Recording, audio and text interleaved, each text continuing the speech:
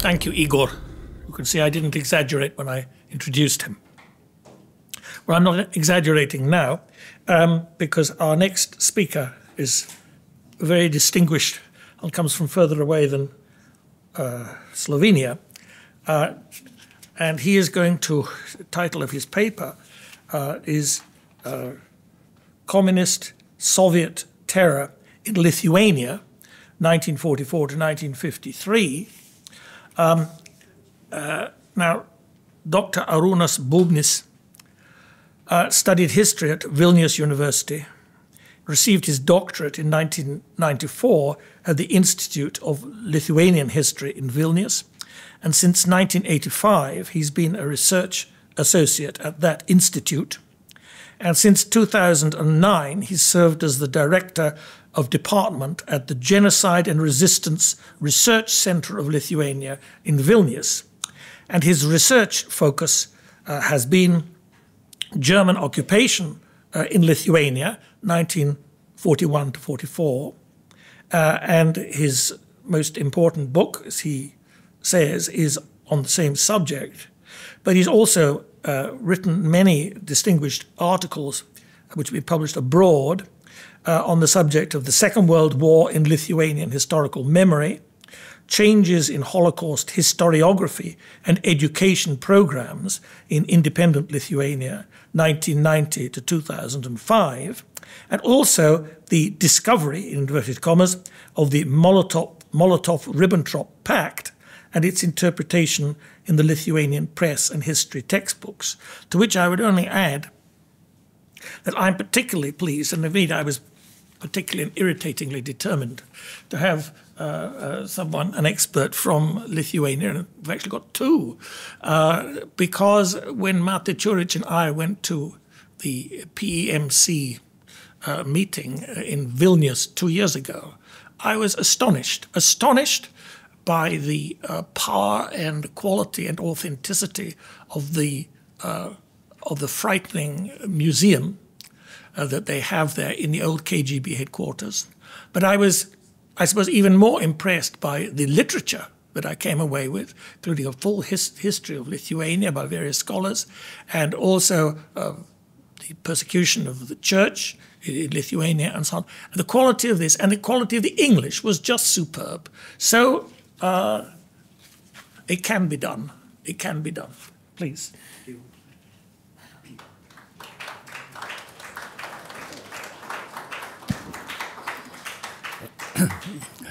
Ladies and gentlemen, thank you for inviting me to the conference in Zagreb. My presentation is about Soviet terror in Lithuania. You can see pictures about post-war deportation from Lithuania to Gulag, to Siberia, to FAO, to Kazakhstan and Far East and other places. After the occupation of the Baltic states in 1940, Lithuanians, together with the other people, Western Ukrainians, Latvians, Estonians, Poles, who fell under domination of the Soviet Union in the aftermath of the Molotov-Ribbentrop Pact, became the victims of Sovietization, Soviet annihilation, terror, or even genocide. Functioning of national and military organization was banned, the military authorities were replaced, and a massive terror was launched. It continued on even larger scale after 1944, when Lithuania was reoccupied by the Soviet Union. With the second Soviet occupation in 1944, Lithuania was forcefully incorporated in Soviet Union by initially employing the Red Army and later by using repressive military units of the NKVD. The criminal totalitarian nature of the communist state led to terror and repressions that followed the Soviet regime in Lithuania. The overall policy of the USSR in regard to Lithuania was criminal and executed by force in everything: its aims and objectives, its contents and character, and its ways and means of implementation. War crime, crimes against humanity, and crimes of genocide were perpetrated. All these crimes met with the approval of the authorities, was justified, and were carried out by the highest bodies of Soviet authorities and their subordinate institutions. Deportation. One of the most important crimes of the Soviet regime was deportations, forced and mass displacement of Lithuanian people from their permanent places of living to the farthest northern and eastern regions of the USSR. A distinctive feature of deportations as a type of repression, they administrative, non-legal manner on the fact that they were directed not towards the particular person, but towards the group of people defined by some prejudiced criteria. The decision on exile were made by the leaders of the Soviet Union Communist Party on the initiative of NKVD and KGB institution. The purpose of the deportation was to remove the most active and rational opposition groups of the population and entire social layers, deprive them of their property, and says it intimated the Lithuanian nation and suppress any resistance to the occupation regime. All deportations of Lithuanian population were cruel, executed promptly and insidiously. When Soviet regime returned to Lithuania in 1944, planning for new deportation was started immediately. Again, list of anti-Soviet and counter-revolutionary elements were compiled and personal files of their family members were started. Contrary to the mass deportation of 1941, the deportations in the post-war years, 1945, 1947, were not executed simultaneously in the entire country, but were conducted by districts. Deportations of the post-war period initially were executed by the order of Beria and Kruglov, People's Commissar of NKVD of the USSR, and from 1947 by the orders and directives of MGB Minister Abakumov. This time the families were not separated. All members of family were settled in the same place. According to the order of February 21, 1948, the largest deportation in the history of Lithuania was conducted,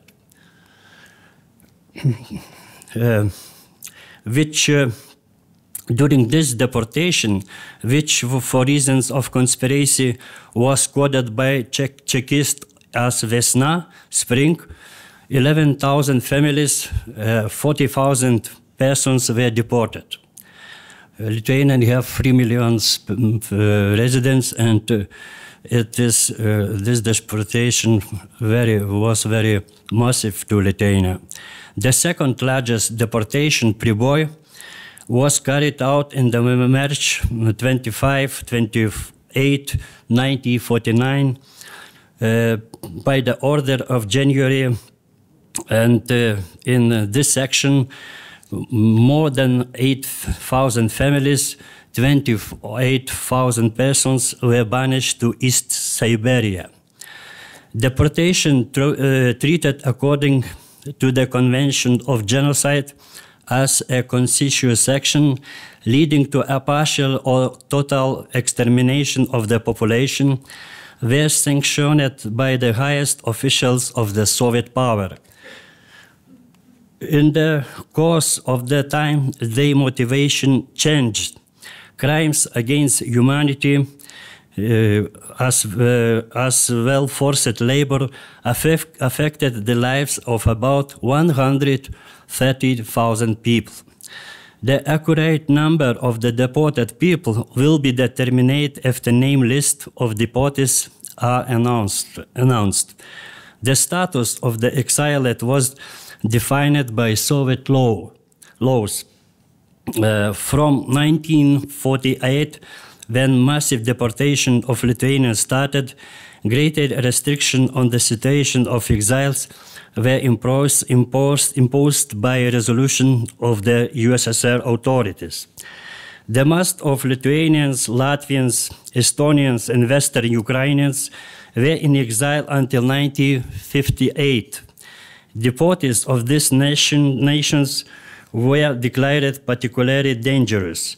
After the mass release of many deportees in 1958, the last ones were released just in December 1963, but they had no right to return back to their homeland.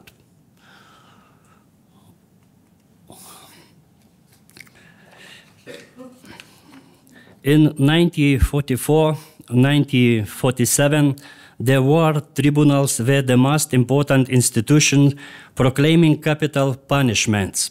The Supreme Court passed only on death sentences, while the war tribunals passed the rest 52 sentences. 60% of all death sentences were implemented in regard to the judgments of the NKVD and MVD Army war tribunals. During the period of 1944-1947, about 800 people were executed to death in Lithuania. At present, two large burial grounds of the victims of the communists are known in Lithuania: Tuskulėnai in Vilnius, where 767 prisoners who had been shot to death are buried. 50% of these were political prisoners, and Matsikai in the Šilutė districts, where about 560 prisoners were buried. 7 of these were children.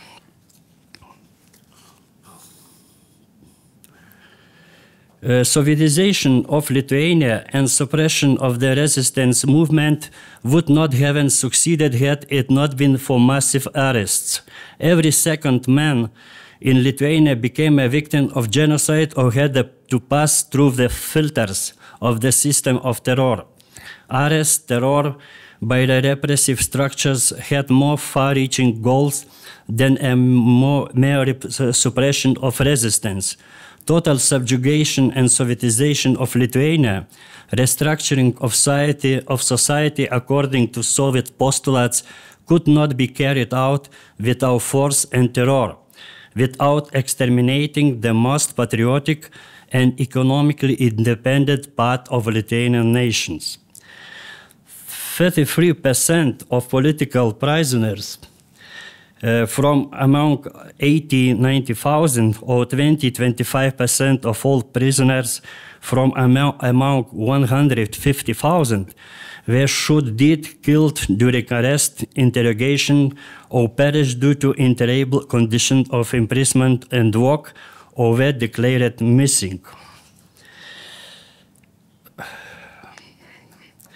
Out of 132,000 people, including those born in exile, 28,000 died of disease, hunger, and hard labor. According to preliminary estimates, in 1953-58, another 3,000 people died in exile. Another 50,000 people were not able to return to Lithuania for a long time or never returned.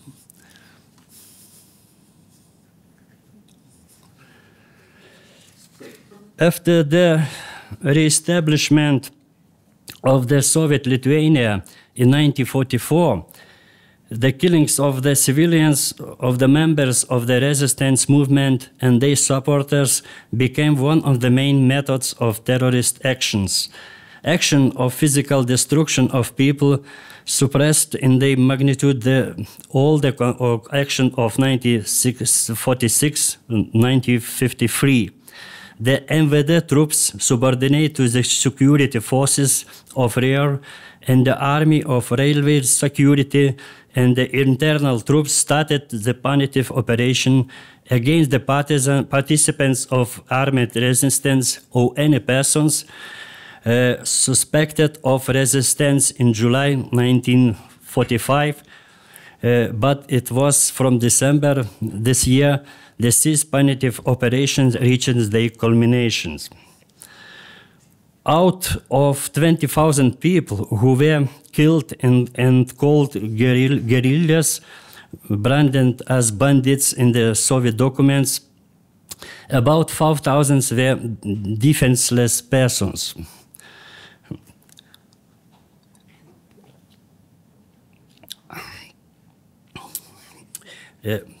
The only conclusion that can be made from the documents is that 1944-1953, the military punitive operations carried out by the NKVD and MGB, irrespective of who took part in operations, divisions, platoons, units, or military groups of Cheka, was the main form of physical destruction of Lithuanians.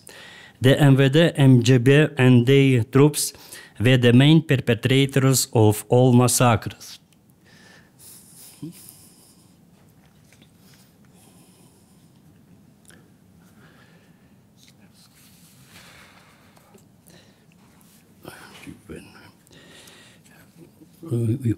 I can show more statistic about the deportations in Lithuania. Just need to point it here.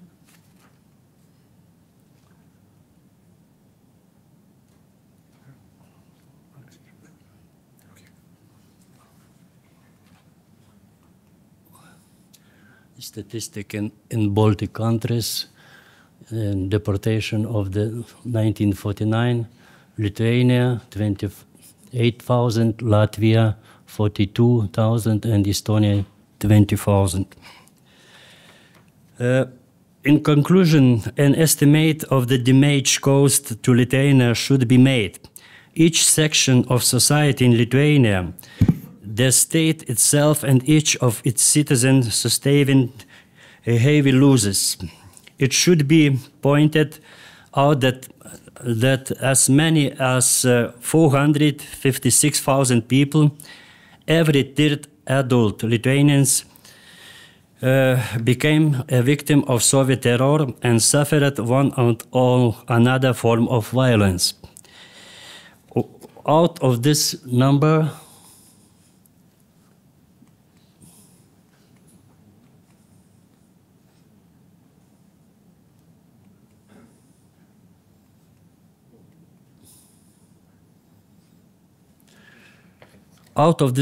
about 350,000 people were thrown into prisons, deported, or sent to Gulag or murdered.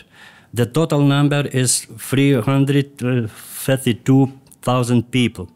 About 33% perished there, and about 25% were not able to return to Lithuania. 20,000 were killed in Lithuania.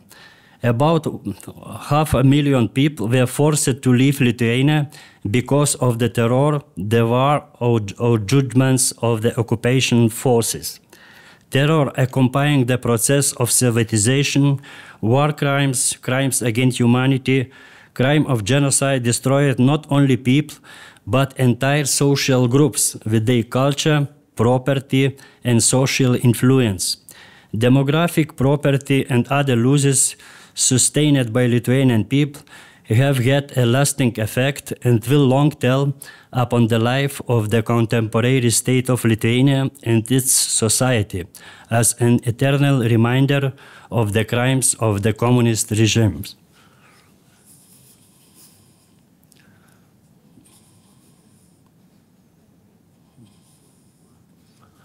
Thank you for your attention.